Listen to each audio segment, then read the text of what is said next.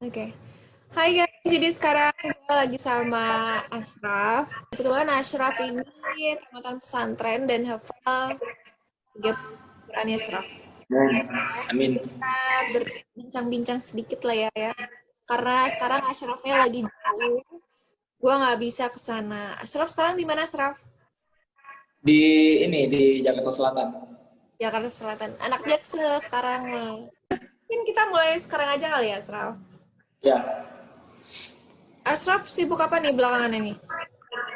belakangan ini sibuknya paling ya kegiatan sehari-hari latihan untuk persiapan pilkada. Jadi kegiatannya mungkin agak dipadetin supaya nanti kan kami tupoksinya tuh untuk nge-backup satuan wilayah. Jadi kalau wilayah membutuhkan, jadi kami turun ke situ. Jadi persiapan. Oke, terus soal-soal pendidikan polisi nih, Ashraf. Kok bisa sih dari mantan pesantren Ashraf masuk polisi? Emang ada keinginan dulunya pengen jadi polisi? Sebenarnya awalnya pengen ngaji di pesantren terus jadi guru agama. Cuman ada seleksi polisi. Nah kemudian berpikir pernah dengar juga ceramah Ustaz Abdul Somad katanya jangan paksa anak Anda untuk menjadi ustadz saja, tapi biarkan dia bisa menjadi ustadz di TNI, ustadz di polisi, ustadz di kedokteran. Nah jadi terinspirasi dari situ ya udah ikut tes polisi. Lalu kemudian dengan cita-cita ingin kayak kalau di polisi ini ada satuan di mana satuan itu memberikan penyuluhan, sosialisasi. Itu satuannya namanya Binmas, Pembinaan Masyarakat. Jadi niatnya di sosialisasi tersebut pengen dimasukin dakwah. Jadi kita itu hidup bisa memberikan bermanfaatan bagi masyarakat luas.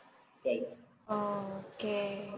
Terus jalurnya kemarin lewat apa nih pas ini?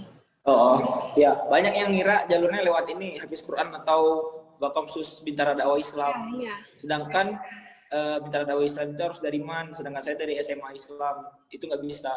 Jadi saya lewat jalur umum bersaing dengan orang-orang pada umumnya. Rame saingan. Jadi nggak lewat jalur itu ya? Kalau dulu ya, Enggak. pesantren di mana sih? Pesantren di Darul Quran Yusuf Mansur di Tangerang, Cipondo. Aku pernah liputan ke sana loh. Tapi udah lah ya, skip aja. Oh ya. Nah, ngomong-ngomong tentang Hafiz Quran nih, kan Ashraf udah hafal 30 juz Quran, susah nggak sih? Ngafal Apa? 30 juz Quran itu susah nggak sih? Dan Oh, sampai ngafal dan sampai beres 30 tuh udah clear semua gitu. nah, jadi waktu di pondok kemarin 1 tahun itu emang bener-bener waktunya tuh 24 jam buat Quran, gak ada kegiatan lain selain Quran, Quran aja 5 waktu. Habis sebelum subuh Quran, habis subuh Quran, waktu duha Quran, habis zuhur Quran, habis asar Quran, habis maghrib istirahat, habis isya Quran, sebelum tidur Quran. Jadi gak terlalu sulit-sulit banget. Soalnya kalau kita pesan target, misalnya 1 hari 2 halaman. Kalau 1 hari 2 halaman, 10 bulan itu dapat 30 juz. Mungkin terpotong hari Sabtu Minggu kalau kita libur atau kita lagi kemana kan. Jadi mungkin mentok-mentok 11 bulan lewat jadi dapat 30 juz gitu. Kalau Itu masalah pas sulit atau enggaknya, enggak. Maksudnya soalnya jangan terburu-buru. Kalau terburu-buru jadi sulit. Kalau santai, insya Allah tiba-tiba hafal aja. itu kamu prosesnya berapa lama? Alhamdulillah sebelum masuk pondok itu udah punya hafalan juz 30 sama juz 1. Nah, 2 juz lah sama surat-surat di tengah-tengah Al-Quran itu kan. Tapi ketika masuk pondok selesainya sekitar 10 bulanan. 10 bulanan lah Jadi ya. iya, saya ngapal juz 1 sampai 15 itu 8 bulan. Nah, kemudian juz 16 sampai juz 30 itu 22 hari. Jadi gini, Kok cepet? nah gini kan saya sebenarnya pengen target sampai juz 15 aja dulu, yang penting kuat hafalannya. Tapi ustadz saya suruh jangan berhenti. Ini ada wisuda 30 juz, wisuda tahfidz nasional. Jadi kamu ikut daurah. Jadi daurah itu ngapal cepat. Nah, ngapal cepat ini sebenarnya ngapalnya bisa selesai setorannya, tapi hafalannya belum tentu kuat. Tapi tetap aja dia udah ngapal. Nah, jadi gitu. Juz 16 sampai juz 30 itu 22 hari. 1 hari bisa 1 juz lewat lah disetorin. Itu kamu umur berapa? Itu umur 16 ke 17. Sekarang umurnya berapa? Sekarang 19. Berarti baru 3 tahunan lah ya. 3 tahunan, lumayan lah. Kesulitan apa yang kamu hadapin pas kamu lagi ngafal itu? Kesulitannya kadang kita ngelihat temen udah segini hafalannya, padahal dia mah udah banyak tabungannya sebelumnya kan, jadi kita ngerasa kayak pengen buru-buru juga. Nah, pas saya coba pengen buru-buru juga, pengen cepat ngejar target, malah kesusahan, malah malah hafalannya nggak masuk-masuk. Nah, baru ketika sadar, aduh jangan buru-buru, santai aja. Nah, ketika santai malah cepet ngapalnya, gitu aja sih kesulitannya. Berarti perbaiki niat ya. Iya, perbaiki niat. Gimana cara kamu biar ngebalikin mood kamu buat ngafal lagi?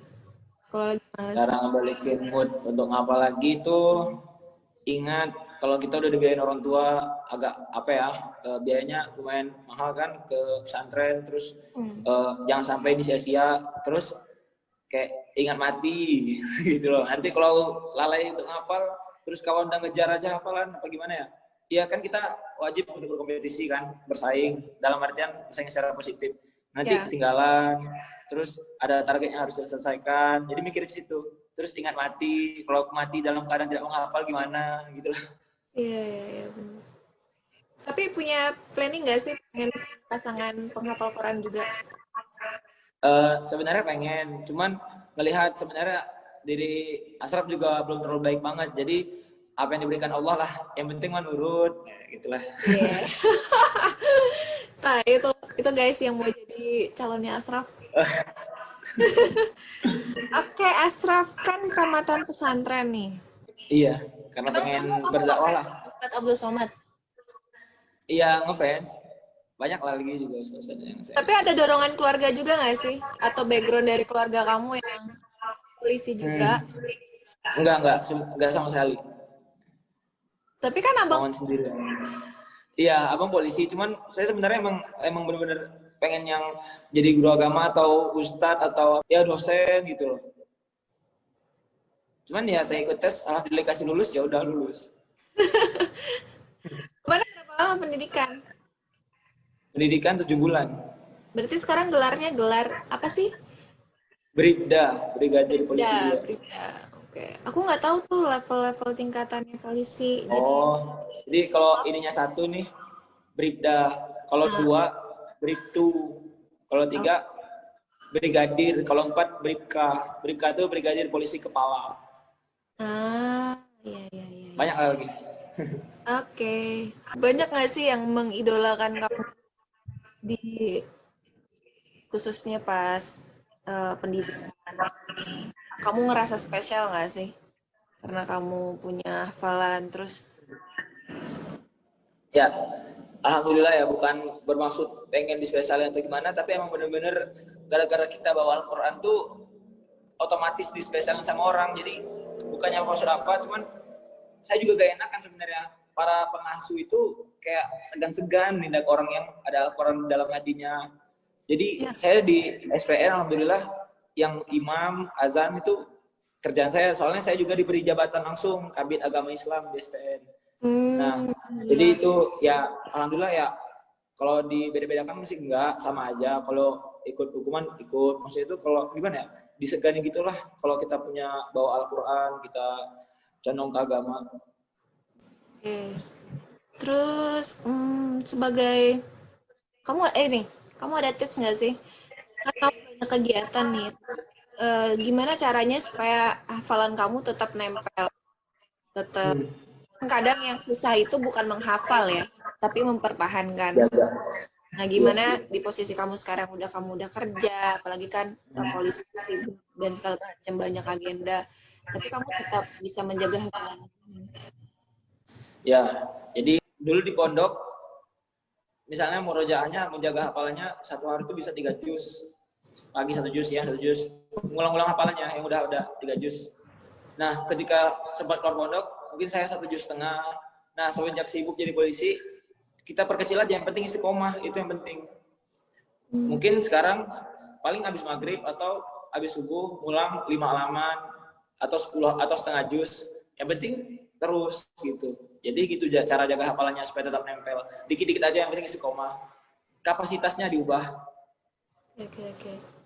Ya, boleh kapasitasnya mengecil asal jangan benar-benar ditinggalin. gitu. Terus kamu niat nggak sih jadi influencer? Apa?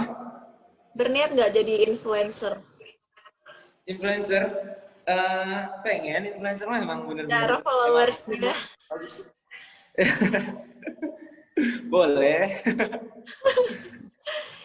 Iya, kamu tuh berbakat loh. Maksudnya eh, kamu, cara lu dan di dalam diri kamu juga bagus.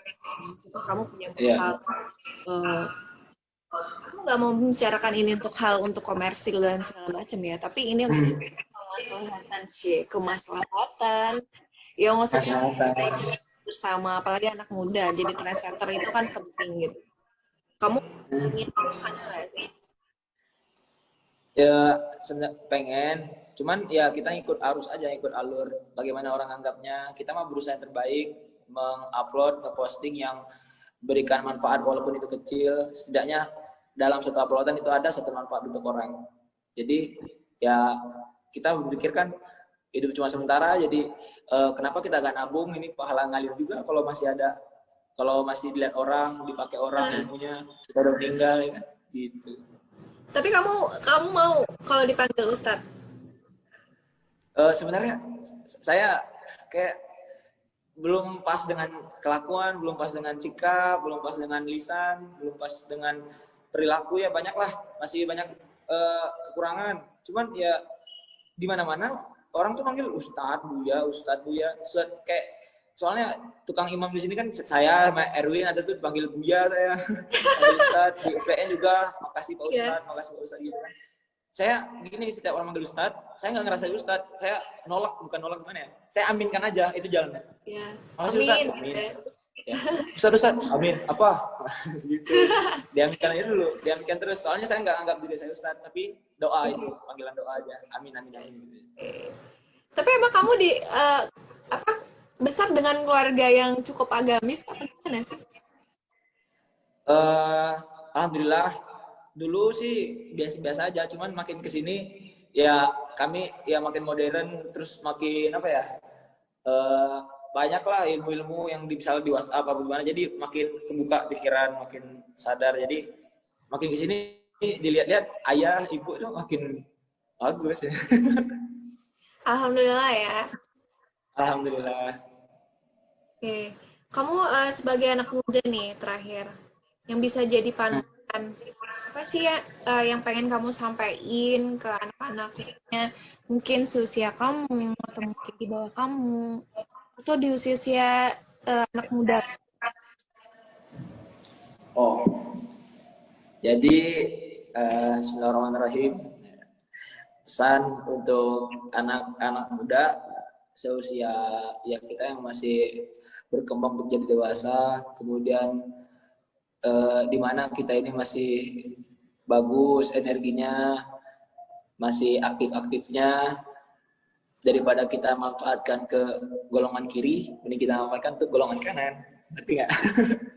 Nah, jadi lebih baik kita manfaatkan masa muda untuk menebar kebermanfaatan. Itu satu prinsip yang gak pernah lepas, menebar kebermanfaatan. Kenapa? Karena khairun nas anfa'uhum linnas, baik-baik manusia adalah bermanfaat bagi manusia lainnya. Kemudian kita pelajari Al-Quran selagi masih muda sebelum datang masa tua. Nah, kan masa muda otak kita masih encer-encernya, masih cepat untuk nangkap, masih cepat untuk terima. Jadi, kalaupun kita tidak menghafal Al-Quran, berniat saja. Kalaupun kita tidak mau menghafal Al-Quran, ya kita baca aja, kita berusaha agar mahir. Kenapa kita nggak mau mahir dalam suatu hal yang akan membuat kita untung di akhirat nanti? Kenapa? Karena iqra'ul Quran fa innahu ya'ti yaumil qiyamati syafi'an li ashabi. Bacalah Al-Quran karena sesungguhnya di hari kiamat dia akan datang memberikan syafaat kepada sahabatnya. Sahabatnya siapa? Kita yang membacanya selama di dunia. Maka dari itu untuk anak-anak muda, mari kita semangat untuk membaca dan mengamalkan Al-Quran, untuk kemudian kita ya insya Allah kalau itu amal Al-Quran mah tenang, rezeki mah jangan dipikir-pikir lagi lah, insya Allah kita mah ikhtiar aja, pokoknya Allah beri rezeki dari orang yang tidak disangka-sangka. Nah, kemudian untuk anak muda nih kan sekarang pada gencar-gencarnya main sosial media, Instagram dan lain-lain. Ya bagi yang misalnya rame maupun sepi, ya ketika kita posting ataupun ketika kita nge-upload, nge-publikasi suatu postingan, ya pastikan dalam postingan tersebut ada manfaatnya untuk orang lain, karena itu akan dipertanggungjawabkan. Kalaupun kita nggak ada manfaatnya, ya refreshing ya jangan yang keburukan lah pokoknya. Aib wajib kita tutupi, yang penting manfaat harus kita tebar selalu, itu aja sih. Jadi intinya kamu ingin menjadi orang yang apa tuh paling bermanfaat lah ya. Sebaik-baiknya manusia ialah yang bermanfaat bagi orang lain. Sama sih. Kayak gitu. Iyalah, aku juga pengen. Oke. Ya udah. Oke, Asraf. Mungkin kita langsung. Oh ya, bagi yang mau tanya-tanya ke Asraf, boleh nggak sih kayak konsultasi kayak gitu? Mau konsultasi. Tanya aja. Aku lihat tuh banyak yang, Kak, kalau ini tuh hukumnya apa ya? Kak, kalau ini gimana? Itu suka saya jawab yang sama kamu. Jawab yang ada ilmunya aja. Kalau nggak ada ini, ya suruh cek Google aja. Saya nggak Kalau Google-nya salah gimana? Apa? Kalau Google salah nanti gimana, ayo loh. Kalau Google salah, ya udah cari yang Google yang benar. Berarti kamu menyesatkan dong? Enggak lah, Google kan pasti lebih tahu banyak yang benar itu. Kalau salah mah nggak mungkin di Googlein. Banyak loh sekarang yang nggak di. Oh, yang kadang ini ya melenceng ya. Ya udah tanya ke saya lagi aja. Oke, emang kamu deket sama kakak beradik ya? Deket banget, nggak pernah ada ini, pokoknya kayak benar-benar saling sayang, kayak kompak lah, bercanda-bercanda. Sibling goals banget lah ya. Iya.